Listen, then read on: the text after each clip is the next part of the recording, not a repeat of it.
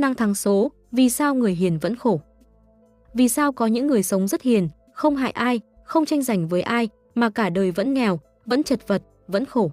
Nếu bạn từng ít nhất một lần tự hỏi câu này trong lòng, hoặc nhìn cha mẹ mình, người thân mình, những con người rất tử tế, nhưng cuộc sống lúc nào cũng thiếu trước hụt sau, thì video này dành cho bạn. Ở đây, mình không nói để trách ai, cũng không nói để gieo thêm oán thán.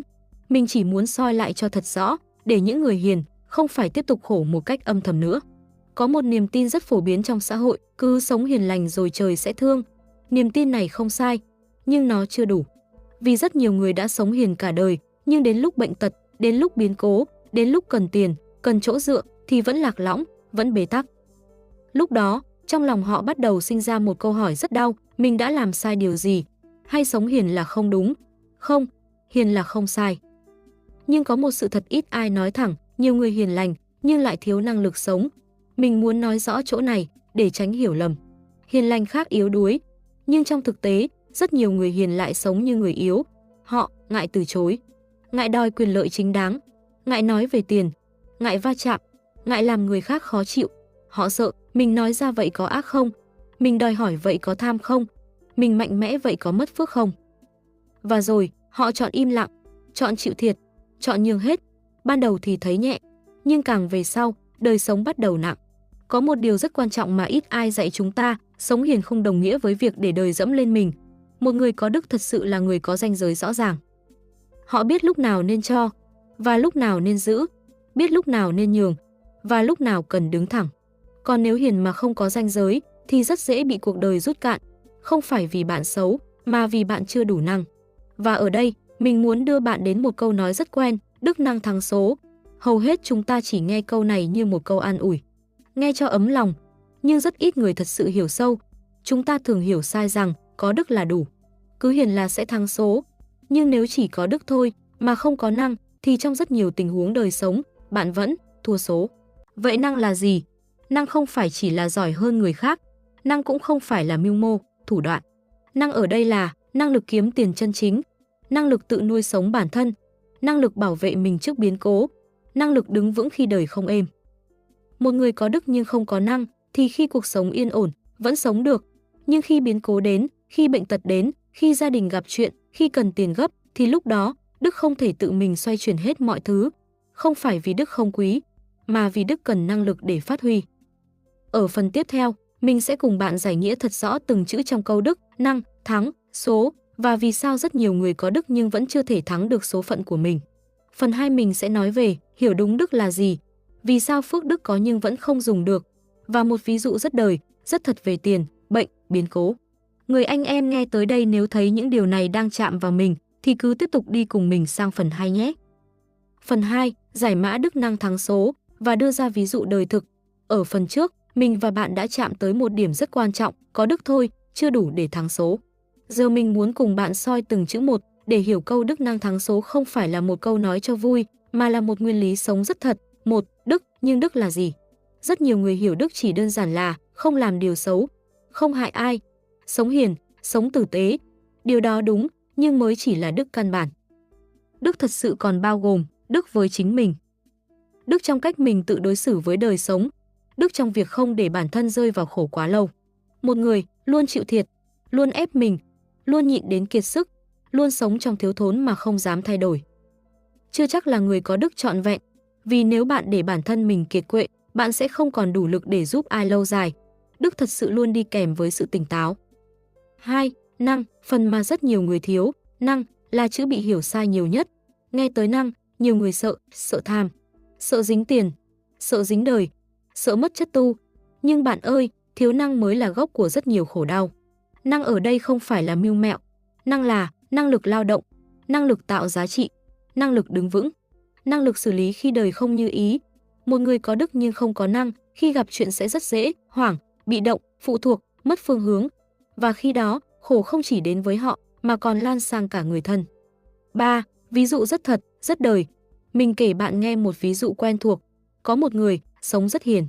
Cả đời làm công ăn lương, không dám đòi tăng lương, không dám chuyển việc, không dám học thêm vì sợ tham. Họ nghĩ, thôi đủ ăn là được, miễn sống hiền. Rồi một ngày, bệnh tới, gia đình có biến cố, cần một khoản tiền lớn.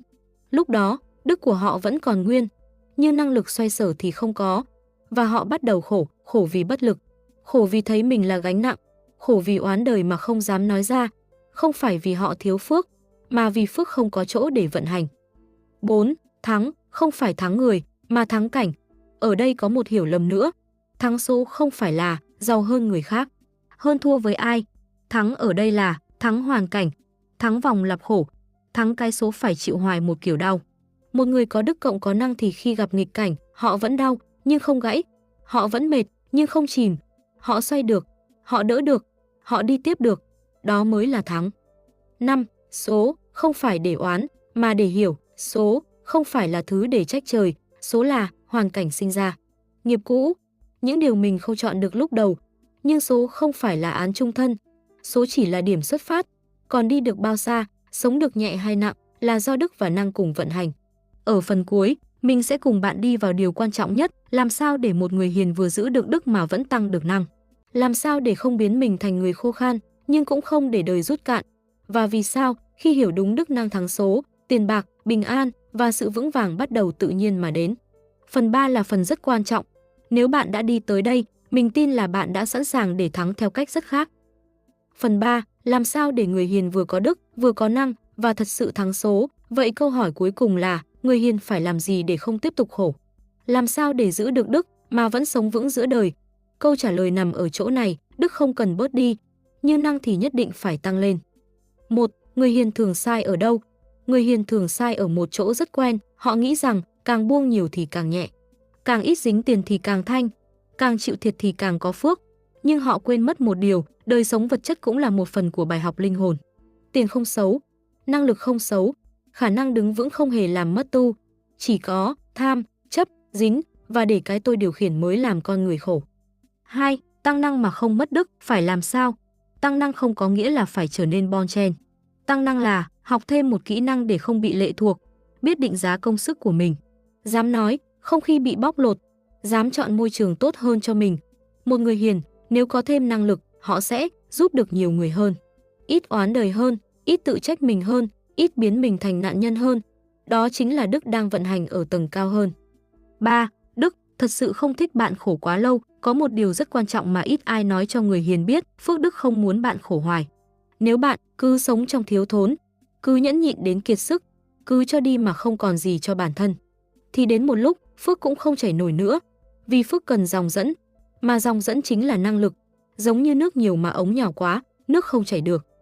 4. Khi nào đức năng thắng số thật sự xảy ra? Đức năng thắng số không xảy ra vào lúc bạn cầu nguyện, nó xảy ra khi bạn gặp biến cố, nhưng không hoảng loạn. Bạn có tiền đủ để chữa bệnh, nhưng vẫn giữ được lòng biết ơn. Bạn có khả năng xoay sở, nhưng không làm tổn thương ai. Lúc đó, đức giữ bạn không lệch, năng giúp bạn không gãy, và số tự nhiên đổi hướng, không ồn ào, không phép màu, chỉ là đời bắt đầu nhẹ dần. 5. Người hiền tỉnh thức sẽ sống rất khác. Người hiền tỉnh thức không oán người giàu, không thần thánh hóa nghèo, không tự hào vì chịu khổ, không lấy hy sinh làm thước đo đạo đức. Họ sống với một tâm thế rất yên, mình xứng đáng sống đủ. Mình có thể vừa tử tế, vừa vững vàng, và từ đó họ chọn học, họ chọn nâng mình lên, họ chọn tạo giá trị, họ chọn thoát khỏi vòng lặp khổ quen thuộc. Đó chính là lúc họ bắt đầu thắng số. 6. Một lời nhắn rất thật cho người hiền. Nếu bạn đang nghe tới đây, có thể bạn là người sống hiền, nghĩ cho người khác, nhưng trong lòng đã mệt. Mình chỉ muốn nói với bạn một câu này, bạn không cần bớt đức đi để sống khá hơn. Bạn chỉ cần cho phép mình mạnh lên. Khi bạn mạnh lên, đức không mất, mà còn sáng hơn.